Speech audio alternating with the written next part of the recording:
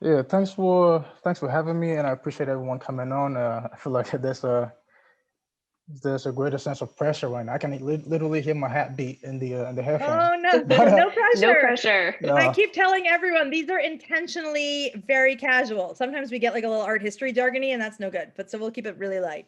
I hmm like it better. all Less right, pressure so Okay. than an actual date. So yeah. Right. that's good. Exactly. All right. Tell us a little bit about where you are, what you've been up to, and a little bit about your work. Right. So it was Conrad Edry, born and raised in Ghana, West Africa. Been in the States for a decade now, and I just got out of school about 2 years ago, and I've been pursuing this painting career full time now.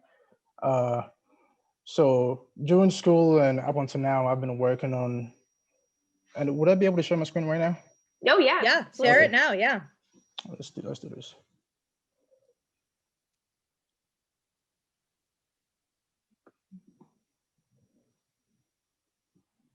It looks like you have a So really great view behind you from wherever you are. yeah, people say it's a filter, but it's actual. Yes. Exactly. Right. Yeah.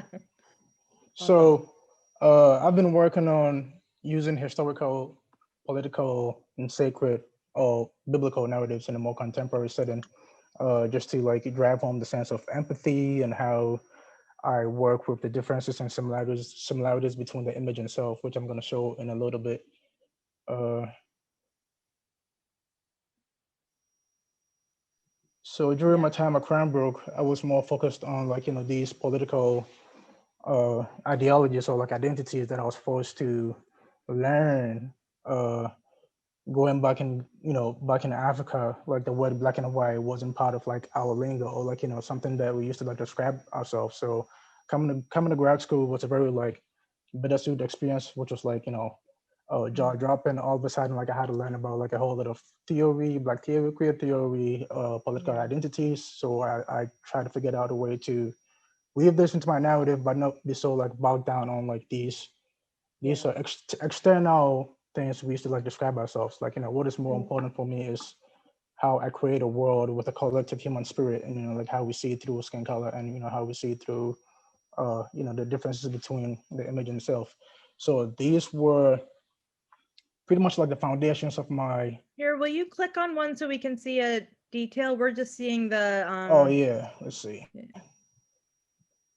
only because I think then everybody will want to get a little closer. Pick Mhm. one that sort of feels like the beginnings of how you sort of started working either within or after grad school. Right. Uh, let's see. So along with like the traditional sense of my practice, I was also like working on adding assemblages, through CNC and laser cuts to just like add a very complex layer to uh, the conventional definitions of what a painting is supposed to be like. So this was, I think, my first solo Oh, you show know of what? For some reason we're only seeing your Yeah, like icons. that. We're not. Right. I wonder okay, if it's just showing like the folder and the thumbnails. all So all this time. yeah, you might Yeah, want to do it. You sorry. can either do a new share Let's see. or share your like desktop view so we can see the whole thing. But What about this? perfect. Yes, there you Okay, go. Thank you. I okay, thought you that's were what. just kind of like talking and getting ready to show Oh, work. that's No, what no, you no. were saying. Like zoom in. Okay, okay. So this Yeah. was the first image I was trying to No, show. I didn't mean like All great. I right. meant like click one. Right, right, Awesome. We right, got right. it. Yeah, And this that's the foundational work that I started working on at Cranbrook, uh, like life size images, I can't believe this is your using. grad school work, Conrad. You're ridiculous. I know, It's I know. amazing. No, it's crazy. Oh, I haven't seen this before. hmm So here are some CNC and like laser Oh, cut cool. MDF Mhm. supplementary frameworks that are like I used to like frame my paintings, and some of these motifs are metaphors of like migration. Some also often look like postage stamps, like notebooks. And if I zoom in here, so here we have an actual canvas, and like the side of it is like a wooden piece that is attached to the frame. Yeah. And all So that this, stuff at the top is also the shaped material, right? right, right, all Yeah, shade amazing. materials, synthetic flowers, like laser cut Oh, elements. yeah, amazing work. Right. So most of the times I'll have like some models come and sit in for me, and like I'll do my best to like multiply them uh a number of times in a given composition, to just like drive home the sense of how a viewer who stands in front of the piece is supposed to put themselves simultaneously in every character's shoes, which also like talks about uh, the interpersonal relationships. So like how the father and the son could be like the same person in a given composition, based on like the kind of Yeah. model I use. Yeah. I love that slippage of identity that you use Mhm. both with yourself and your own portrait, and then this kind of repeating of people and people that you know. Correct. Oh, that's awesome. Right. So here's a little process of like how I go through my day-to-day studio activities. So I'll often come up with a theme for a show, and in the theme I'll break it down to like the number of paintings I want to do, the compositions for each painting, and I'll invite a model. They will bring maybe like a couple of attires. And then, I normally say like the best 4 out of their wardrobe. So here's a friend of mine who decided to model for a painting that was in my recent museum solo show, the first museum Yeah. solo show here in Detroit. Yeah. Amazing. I love this when we did our big hour-long Zoom to kick off the social club, like Mhm. getting to dive into your process for me makes the work that I felt like I understood really clearly come to life in a different way. That's a great picture. Correct. Yeah. Amazing. It's funny because the work feels so stylized to me, but the Mhm. studio shots feel like the work, which is always kind Right. of amazing to me. And then here's a composition of face where I, crop out everything, throw all the characters into my digital sketchbook, which is Photoshop. I work around with different color palettes. Oh, wow. And Cool. then Yeah. here's the final painting.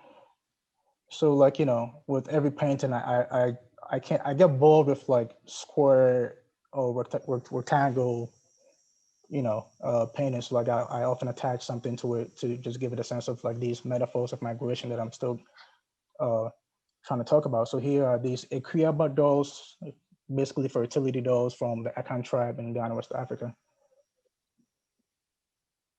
But they come and form the spine of a notebook. That's an Correct. incredible Mhm. work.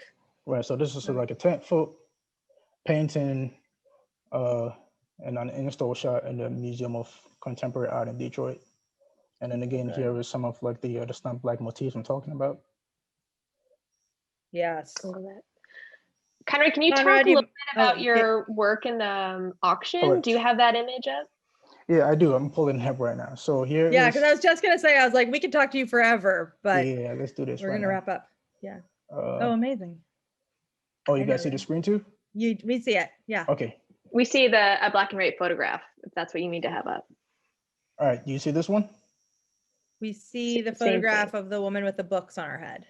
The one with the books on head. All right, I'm gonna have to switch this. Okay, so anyway, I was influenced by Paul Strand. Paul Strand was an American photographer, and during the 1960s, he went to Ghana and like took a couple of like post-colonial photos that really spoke to me as a little kid, and I decided to make a series out of that. And then this is a girl from the northern tribes of Ghana, and let me switch screen right now and go to here. And then this is the one that is in the auction. And this is like Yeah. my studio assistant. His name is Xavier Mitchell. Oh wait. And Oh then, yeah. Amazing. let's see. Oh, these are Oh, so good. so good. All right, this Right. is the one that's in the auction, Mhm. which is coming to the ICA this week, and I cannot wait to see it in person. I've been staring at details and high-res photographs of it. It's a beautiful work. Yeah, tell us Right. just kind of quickly, because we're gonna unfortunately need to move on, but just Mhm. tell me a little bit about this work, and then say a word or two about this turn to the monochromatic background that I've been seeing you doing recently. Right. The monochromatic background is something that I'm still working on because primarily I try to like have my characters or my subjects be the focal point through and through. I try not to like set up like these architectural spaces that might take away from the narrative that I'm trying to touch on. But this work is about one in maybe 5 or 6 that I've done so far, with like the books that represent like a crown, and I come from a culture and a tribe, the Ashanti Kingdom, that was very heavy on like the regalia and the bling and the gold. Like most of the gold and jewelry that we see like Black Americans like possess now comes from that West African heritage. Yeah. But so like in a way using the contemporary Yeah. then we are accustomed to something like a book to represent like the crowns that we often have back home. So yeah. Oh my gosh, I've not heard you say that before. That's amazing. Thank you. That's really interesting. Really. Yeah. Okay. Conrad, That's oh it my out. gosh. These are fantastic. Yeah, I You're can't wait to see it so in person. fantastic. I know. I'm like, I wish we could keep going, but you know what? You're going to have a lot of time to talk to this audience because I know you are hard at work on the exhibition that's going to open in the fall for the ICA. So we're so grateful to you and to Jessica Silverman for bringing this work to the auction. Our audience is crazy lucky to have a chance. I know you make a lot of work, but it's in high demand. So thank you so much. And we're so Really appreciate it. excited for And thanks for the having next me couple of too. months. Yeah. All right. Have a great All right. night. Thanks. Thanks, Conrad. Thanks, Conrad.